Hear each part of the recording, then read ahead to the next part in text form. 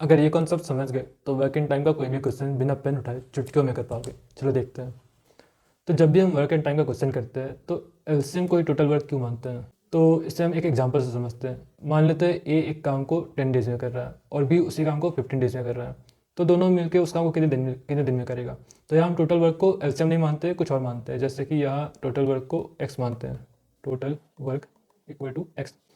तो अब इसके हिसाब से ए का वन डे वर्क कितना होगा? जब 10 डेज में एक्स काम कर रहा है तो वन डे में वो x/10 काम करेगा।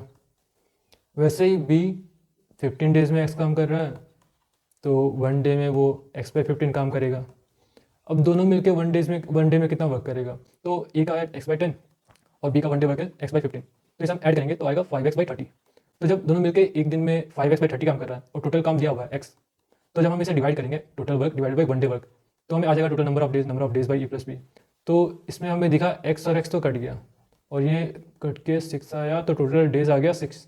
तो हम यहाँ देख रहे हैं कि टोटल वर्क लास्ट में कुछ भी ले तो कैंसिल आउट हो जाएगा। जैसे हम x लिए हैं, अगर कुछ नंबर भी लेते हैं, एलसीएम लेते हैं या 1 ले लेते हैं, वो कैंसिल आउट हो जाता है। तो हमें टोटल वर्क क्या लेना है उससे मतलब नहीं है कैलकुलेशन में। हम एलसीएम इसलिए लेते हैं ताकि हमारा जो ये एफिशिएंसी निकाल रहे हैं वो होल नंबर में है और आगे का कैलकुलेशन आसान हो। जैसे यहाँ अगर हम एलसीएम लेते हैं, 30 को वर्क लेते हैं, तो ए का एफिशिएंसी आ जाता 3 और बी का एफिशिएंसी आ जाता 2, तो आगे कैलकुलेशन बहुत आसान हो जाता है। अब हम एक एग्जांपल सॉल्व करते हैं इससे। जैसे एक क्वेश्चन है, Charlie and Lola together can do a piece of work in 20 days. तो वो दोनों एक काम को 20 दिन में कर रहा है। तो यहाँ पे हम अगर टोटल वर्क को 20 ले लिए, टोटल वर्क 20, और दोनों एक काम को 20 डेज में कर रहा है, यानी कि एक दिन में वो लोग कितना काम करेगा? एक दिन में वो लोग एक काम करेगा, वन डे में वन वर्क। तो वो लोग 15 दिन तक काम किया। तो जब 20 काम है, वो लोग 15 दिन तक काम किया तो 15 काम कर लिया, बचा काम कितना? 5 काम बच गया।